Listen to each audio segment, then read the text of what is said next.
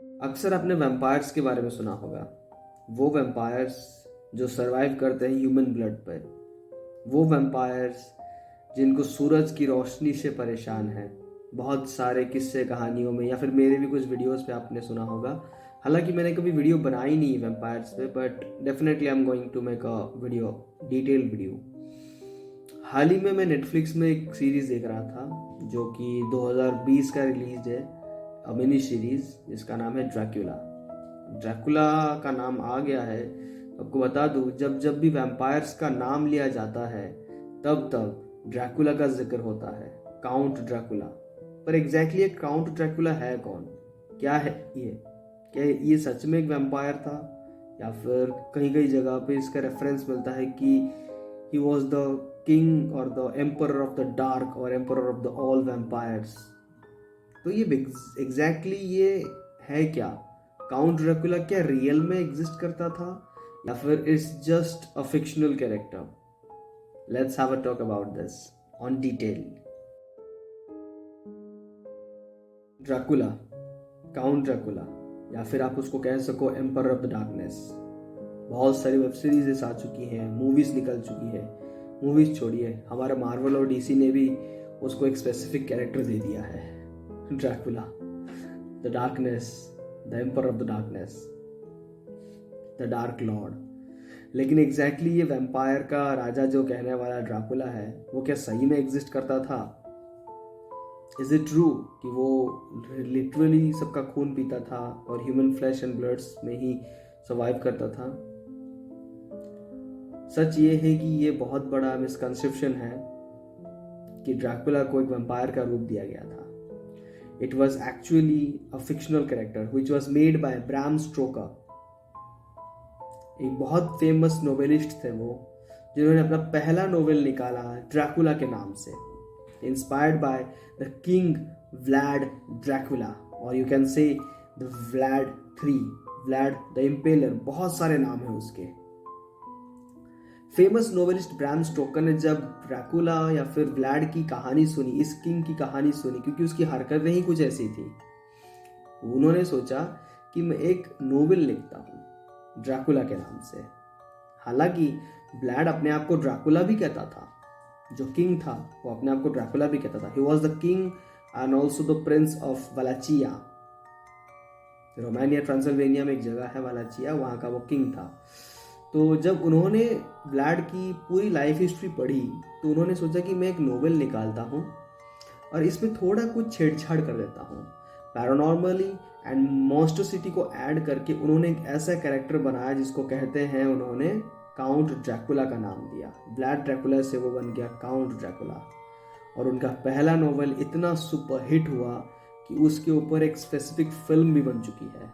उसके बाद बहुत अलग अलग ऑथर्स ने ड्रैकुला के ऊपर, काउंट ड्रैकुला के ऊपर हजारों नोवेल्स निकाल दिए। नोवेल्स छोड़ो, आज हर जगह पे ड्रैकुला ड्रैकुला ड्रैकुला, और यहाँ तक कि हैलोवीन में बहुत सारे लोग ड्रैकुला बन के ही घूमते हैं। बहुत सारे वेब सीरीज, बहुत सारे मूवीज निकल चुकी है। हालांकि मैंने अभी नेटफ्लिक्स में एक मूवी देखी ड्रैकुला के नाम पे, 3-4 दिन पहले मैं देख रहा था। 2020 का रिलीज है, IMDb रेटिंग भी परफेक्ट, एक नंबर का। I will suggest you to watch that movie कि ड्रैकुला कहाँ से आया। और मुझे लगता है कि ये जो मूवी निकली हुई है ये कुछ हद तक ब्राम स्टोकर के नोवेल से मैच करता है। तो बेसिकली अब बात करते हैं ड्रैकुला के बारे में। व्लाड द ड्रैकुला था कौन? एग्जैक्टली ये व्लाड द इम्पेलर था। अब इसको नाम इम्पेलर इसलिए दिया गया था क्योंकि इसका हरकतें ही कुछ ऐसा था। वो बेटा किसका था? व्लाड 2। अब इसका नाम लेकिन ड्रैकुला पड़ा कैसा? इसके पिता व्लाड 2 वो एक नाइटहुड के, या फिर एक कह सको he was नाइटेड under the order of the dragon. एक मेंबर था, एक सीक्रेट सोसाइटी या फिर एक सोसाइटी था जिसको ऑर्डर ऑफ द ड्रैगन कहा जाता था। तो वहाँ पे उनको एक नाइटहुड मिला था। He was recruited by as a knight उस मेंबर में। तो उनका जो सरनेम था ना, वो वहाँ पे ड्राकुल पड़ गया था। ड्राकुल का स्पेलिंग ऐसा है, DRACUL, ठीक है, ये था। तो जब उन्होंने अपना नाम ड्राकुल रखा तो रोमानिया में ड्रैकुल को ड्रैक कहते हैं, DRAC, ड्रैक। तो ड्रैक का दूसरा मीनिंग होता है डेविल। तो जो व्लाड 2 थे उनको ड्रैक कहा जाता था, ड्राकुल कहा जाता था। तो इस राजा को मतलब व्लाड 3 को, व्लाड द इम्पेलर को सन ऑफ द ड्राकुल भी कहा जाता था। हालांकि उनके पिता का नाम जब ड्राकुल था तो इम्पेलर द व्लाड 3 को उनके पिता के नाम के हिसाब से बुलाया जाता था, he was the son of Dracul. लेकिन ये जो ड्राकुल है या फिर ड्राकुले है या इसको ना the meaning of Drac in Romania, the meaning of Drac is devil, तो इसको सन ऑफ डेविल भी कहा जाता था। तो हालांकि ऐसा कुछ था नहीं, it was just by mistakenly इसको बिलीव कर दिया गया था कि वो सन ऑफ द डेविल था, लेकिन इसके हरकतें डेविल से भी कम नहीं थे। रोमानिया का राजा होने के बाद ऑटोमन एम्पायर से इसने लड़ाई की और इसने अपने दुश्मनों का वो हाल किया ना, आप बिलीव नहीं करोगे। इसके वजह से इसका नाम पड़ा था व्लाड द इम्पेलर। और इसके ऊपर एक स्पेसिफिक मूवी भी बन चुकी है। हालांकि वो मूवी में उसको थोड़ा वैम्पायरिक ट्विस्ट दिया गया है, but it was so close to that real story. मतलब आप कह सकते हो कि 19-20 का फर्क है। मूवी का नाम है I think Dracula the untold story something. और उस मूवी को लेकर ड्रैकुला की एक कहानी बताई गई है। तो मैंने जैसे बता दिया कि उसका नाम ड्रैकुला पड़ा कैसे है, लेकिन जब ऑटोमन एम्पायर लोगों का इसके ऊपर मतलब हमला हुआ था, इन्होंने ये एक बहुत बड़ा योद्धा भी था।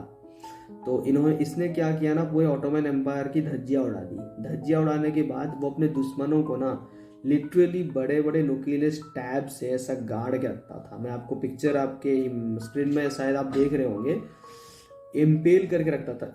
मतलब वो ऐसा गाड़ के, मतलब यहाँ से पेर्स करके निकाल के ऐसा खंबे की तरह लटका देता था। वो नज़ारा ना आप मूवीज़ में भी देखोगे तो आपकी रूह कांप उठेगी, मतलब आपको गूज बम्स लगेंगे भाई। बहुत बहुत ज़्यादा क्रूएल था वो, इतना ज़्यादा क्रूएल कि आप सोचो ही मत। यहाँ तक कि उसके लाइफ हिस्ट्रीज में ये भी कहा गया था कि he was able to drink human blood and flesh. और जहाँ पे वो लोगों को पनिशमेंट देता था, उसका पनिशमेंट ऐसा था कि वो लोगों को ऐसा ब्रेकफास्ट डिनर लंच जब भी वो करता था ना, उसके सामने ह्यूमंस को काटा जाता था। Because of that he was named Drag the Impaler by some persons and जो भी है। लेकिन रोमानिया के लोग उसको हीरो मानते थे, क्योंकि every villain is also a hero for them people। जैसे कि बेंटेन का विल्गैक्स हो गया हो या फिर कोई भी हो। बेसिकली ये था एक उसकी कहानी। लेकिन अब उसकी कहानी में एक छोटा सा ट्विस्ट भी था। जब उसने खुद भी ये शायद मैंने कहीं पे पढ़ा था कि वो ह्यूमन के ब्लड को पीने लगा और गॉड से बगावती कर दी। ठीक है, अब ये हुआ कैसे? जब उसकी बीवी थी वो एक फाइट पे गया था, एक बहुत बड़े फाइट पे। तो उसका जो मंत्री था उसने उसकी बीवी को कहा कि आपका जो पति है ड्रैकुला वो मर चुके हैं। ठीक है, तो उसकी बीवी ने क्या किया ना, वो छलांग मार के जंप करके मर गई, मतलब ऊपर से नीचे, मतलब बहुत खाई में जाके कूद के मर गई। लेकिन जब ड्रैकुला आया और देखा ये सब कुछ हुआ है, उसको पता नहीं था किसने किया है और उसकी बीवी मर गई। तो उस दिन से उसने गॉड से बगावत कर दी और कंटिन्यूसली ये शपथ लिया कि मैं ह्यूमन के फ्लैश और ब्लड को पीकर खाकर ही जिंदा रहूंगा। ये एक शपथ ले लिया और इसी से ही मतलब ब्राम स्टोक शायद इंस्पायर होके उन्होंने एक थोड़ा सा ट्विस्ट दे दिया कि वो ह्यूमन का फ्लैश खाता था, ब्लड पीता था, और इसी के वजह से ही शायद उसको क्रॉस सिंबल या फिर गॉड से नफरत है और उसको शायद आप वीकेंड कर सकते हो। हालांकि वो ऐसा भी कहा जाता था कि उसकी जो बीवी है जो मर गई, उसने ड्रैकुला ने प्रॉमिस किया था कि मैं तब तक अमर रहूँगा जब तक तुम फिर से पुनर्जन्म नहीं करके आते हो, हमारा मिलन नहीं होता। एंड बिकॉज ऑफ दैट वो इंग्लैंड को भी मतलब ट्रैवल किया और वहाँ पे भी हड़कंप मचा दिया एकदम। एंड जब उसको पता चला कि उसकी जो वाइफ है वो फिर से रीबर्थ कर चुकी है, कोई दूसरी लड़की का नाम, उसका तो नाम नहीं पता मुझे, लेकिन उसका रीबर्थ भी हुआ था और जाके वो उससे मिलता है एंड ऑल। और यहीं पर कुछ ऐसा कुछ होता है जिसके वजह से शायद उसका ब्लड भी सक करके वो पीता है, ऐसा रियल में हुआ था लेकिन तब तक के लिए जितने दिन वो डार्कनेस में रहा, और ऐसे भी शपथ लिया था उसने कि जब तक तुम पुनर्जन्म तुम नहीं ले लेती तब तक मैं ह्यूमन के ब्लड को पीकर ही सरवाइव करूँगा, I will wait for you. And even उसने गॉड के साथ बगावत कर दी, सो वो डार्कनेस में रहने लगा। तो इस कहानी को थोड़ा सा मोड़ देने के लिए ब्राम स्टोकर ने ये कह दिया कि डार्कनेस का एम्परर है वो, तो उसको सनलाइट से परेशानी होती है एंड वो ह्यूमन फ्लैश एंड ब्लड में ही सरवाइव करता है। अब आपको बता दूं, वैम्पायर्स के बारे में जो वीडियो है, वैम्पायर जो आने वाला है, मैं डालने वाला, बहुत जल्द डालने वाला हूँ। वैम्पायर एग्जैक्टली जो चीज़ें होती है ना, वो अलग कैटेगरी में आती है। लेकिन ड्रैकुला जो था वो एक स्पेसिफिक वीडियो, ड्रैकुला जो था वो एक किंग था, एक बहुत ही बड़ा क्रूल किंग था। वो इतना ज़्यादा क्रूअल था कि आप सोच भी नहीं सकते। ये एक शॉर्ट वीडियो था ड्रैकुला के ऊपर, लेकिन एग्जैक्टली ड्रैकुला इतना ज़्यादा क्रूएल हो कैसे गया? बात ऐसा है कि उसने अपनी ज़िंदगी में बहुत सारे दुख झेल लिए थे। उसकी पत्नी मर गई और उसको उसी के लोगों ने कुछ टाइम पहले बिट्रे भी किया था, एंड बिकॉज ऑफ दैट वो पूरी तरह से अकेला रहने लगा। ट्रांसिल्वेनिया का कैसल जो था वो एक्चुअल में व्लाड द ड्रैकुला को ही रिप्रेजेंट करता है, वो उसका ही किंग है। उस ट्रांसिल्वेनिया के कैसल में व्लाड 3 ही रहता था। बीवी के मरने के बाद उसने जो शपथ ली थी उस शपथ को कायम रखा उसने। जब उसकी बीवी की रीबर्थ हुई तो उसने एक जंग छेड़ी इंग्लैंड के साथ, और मूवीज़ में आपको दिखाऊंगा कि कैसे ड्रैकुला इंग्लैंड को सफ़र करता है एंड ऑल। डेमेटर शिप नाम का एक जहाज़ था जिसमें ड्रैकुला ने सफ़र किया, तो उधर जाके वो अपने जो बंदी थी ना, जो उसकी बीवी मर गई थी, जो उसका रीबर्थ हुआ था, उससे मिलता है, वो सब कुछ कहता है। एंड यहाँ तक कि उसने उसका ब्लड को भी सक करके पिया था। एंड बिकॉज ऑफ दैट उसकी जो लाइक रीबर्थ वाइफ है उसको कुछ हद तक लाइक ऐसा हुआ था कि हेलुसिनेशन हो गया था, and she was able to मतलब रीगेन समथिंग एंड ऑल। तो ऐसा कुछ की हुआ था, मैंने एग्जैक्टली तो नहीं बता सकता, मैंने इतना डीपली नहीं रिसर्च किया है।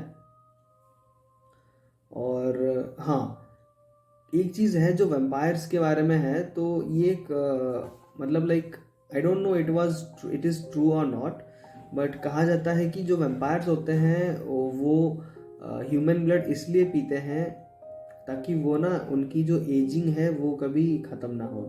लाइक एक परफेक्ट एग्जांपल आपको देता हूँ, इजिप्ट की जो क्वीन थी क्लियोपैट्रा, वो ह्यूमन की ब्लड को पीती थी। He was consuming that human blood and all to keep her very young.